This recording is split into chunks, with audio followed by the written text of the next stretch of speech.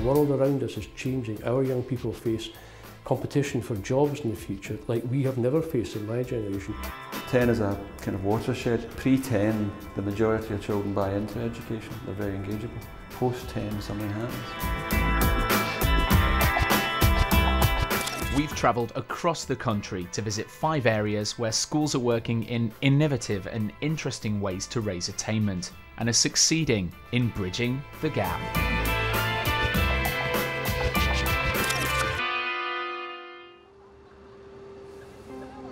Today we've come to Glasgow, where though the education system is different from England, many of the issues it faces are the same.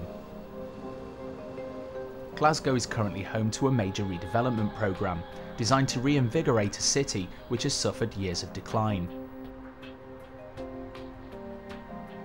There remain many areas of urban deprivation where economic investments have yet to make an impact. An example of the recent redevelopment is the Glasgow Tower, where psychologist Alan McLean reflects on the struggle to get Glaswegian children to buy into the education system. If they don't buy in and engage with education, they're not going to achieve. I'd say engagement and motivation is probably more important than ability, because you can imagine a group of people with children with the same level of ability. Half will do well and half won't do well, and I can pretty much guarantee you the group that do well are the group with motivation.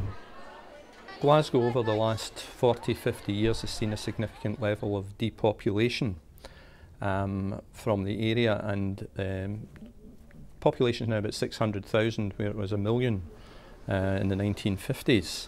And with that, along with that, there's been a decline in some of our traditional industries. So there's been a massive loss of jobs, and with that a number of people have left the city, and we've been left with a number of areas vastly depopulated, with a number of youngsters who suffer significant disadvantage in their home background.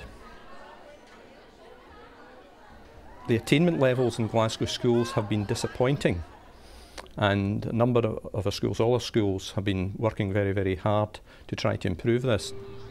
We've come to Scotland to look at the different approaches 3 schools are taking in dealing with this problem.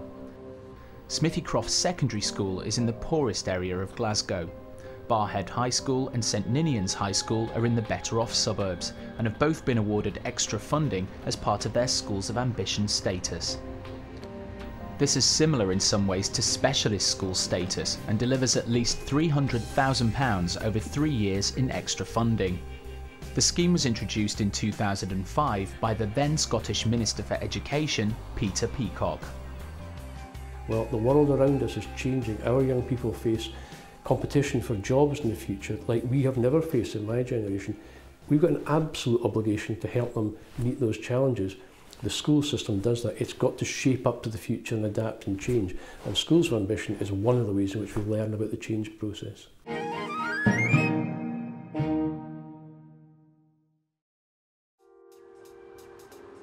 Just south of Glasgow is one of the first 20 recipients of funding from the Schools of Ambition, Barhead High School.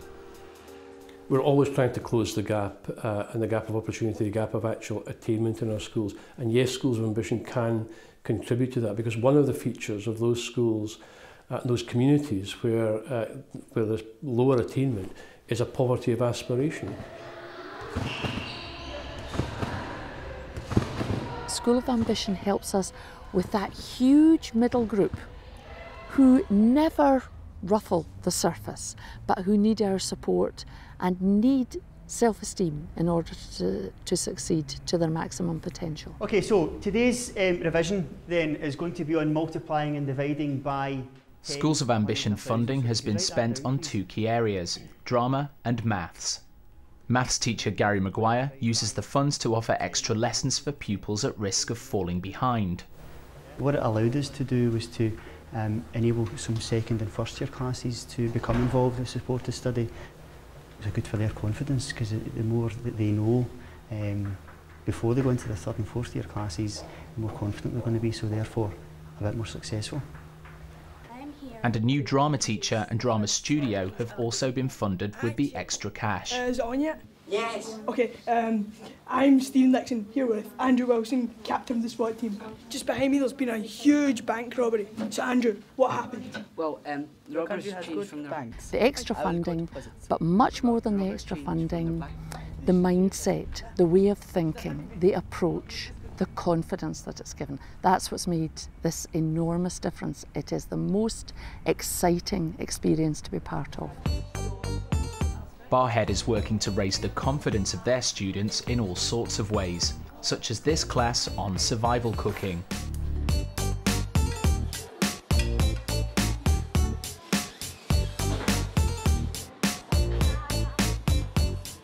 We've had courses in survival cookery, and the idea there is about confidence.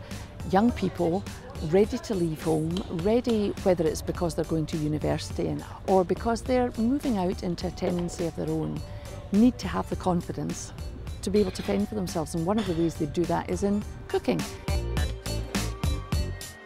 Knowing how to cook on a shoestring budget, although it appears to be about cookery, is about confidence.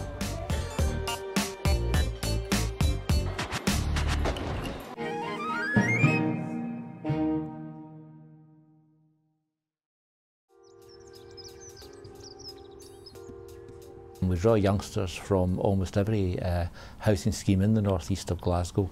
Many of them come from as far away as perhaps 2 miles or so to get to the school.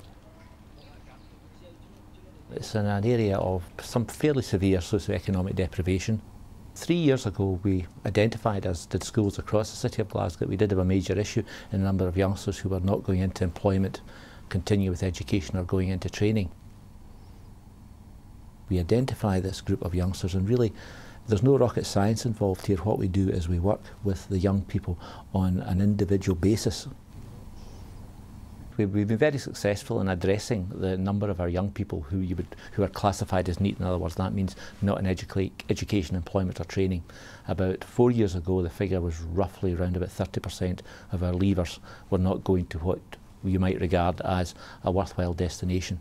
2 years ago we actually had that figure lowered to 6%, and last year we actually got it down to 0%. In other words, every one of the young people eligible to leave in May of 2006 actually got an appropriate destination, be it in education, employment or training. In order to deliver this individualised help, the school set up support for learning for these 14-year-olds. They're at that stage where they need to have just skills for thinking about. A lot of them will leave school when they're 16, so we're hoping to just build up their confidence and tackling new things, giving them strategies how to do that. They were actually chosen by the school. The girl who's support for learning head, she had looked at children and looked at the kind of needs that they had, maybe socially and emotionally they needed to be part of a group. Some of them had very low self-esteem, some of them just felt that they weren't good at anything. Even doing something like they're doing just now, the craft work there, they're taking part, they're encouraging one another, and I see a big change in some of the children over the year. A number of our schools have employed extra careers officers, and the careers advisors working with teachers in the schools have helped many of the youngsters prepare for interviews, write application forms for jobs, and I think that's been a major contributor to the reduction in the NEET figures. At Smithy Croft School they've employed Marie Kerr in this role. Basically the Principal Teacher World of Work has a remit that focuses on preparing pupils in the school for after school, really life, work, college, university, whatever it may be, so I can have an input into any of those areas. Marie's role, which seems unique to Glasgow, includes advising students on job applications as well as entry into further education and training. Where are you going now, Debbie? What's your plans for the future? Well, I've got into Stowe College where I'm hoping to study theatre arts.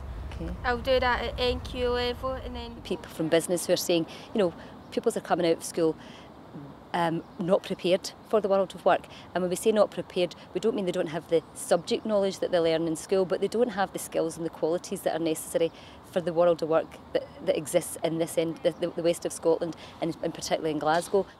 You get a good I can do attitude that will take you through. There are things that they can actually handle, there are things that they can show, and in the wider sense, that enhances their sense of self-belief and gives them a sense of achievement, which I think carries on and allows them to see themselves as being capable of perhaps a bit more than perhaps they thought they were.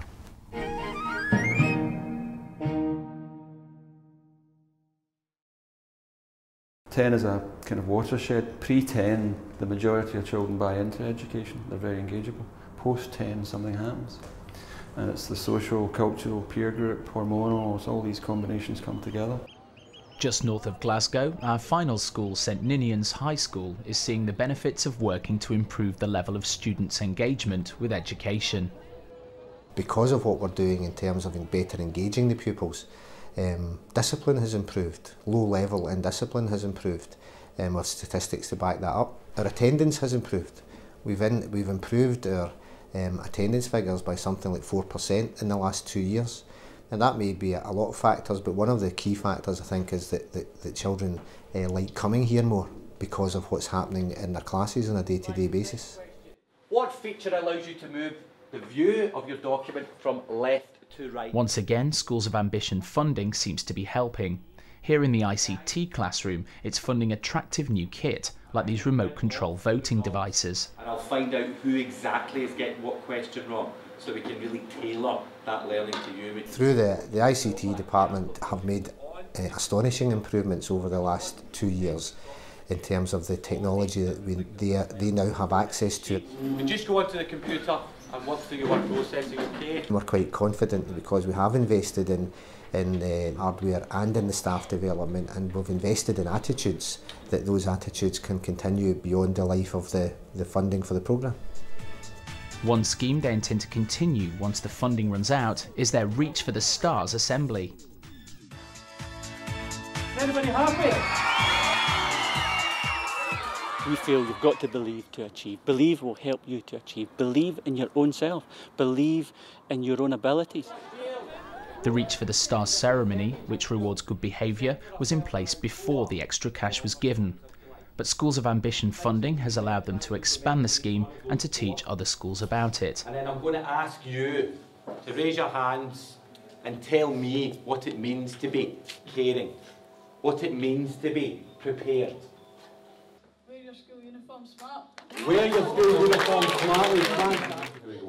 Reach for the Stars is all about instilling in children self-confidence, self-belief, self-esteem, where we want them to be confident individuals whereby they can take part and participate in everything that goes on.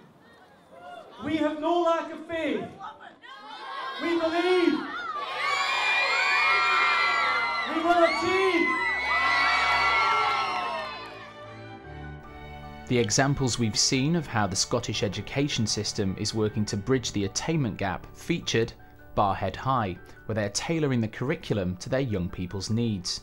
I think by offering opportunity after opportunity to achieve to young people, we are helping to close the gap. Smithycroft, which has implemented a range of support mechanisms to help the student in school and in preparation for life when they leave. Whether you're a school of ambition or not is not a reason for actually looking at imaginative and effective ways of responding to the needs of your young people. And St Ninians, where they're working to engage their students in the transformative effect of the education process. You've got to believe to achieve. Believe will help you to achieve. Believe in your own self.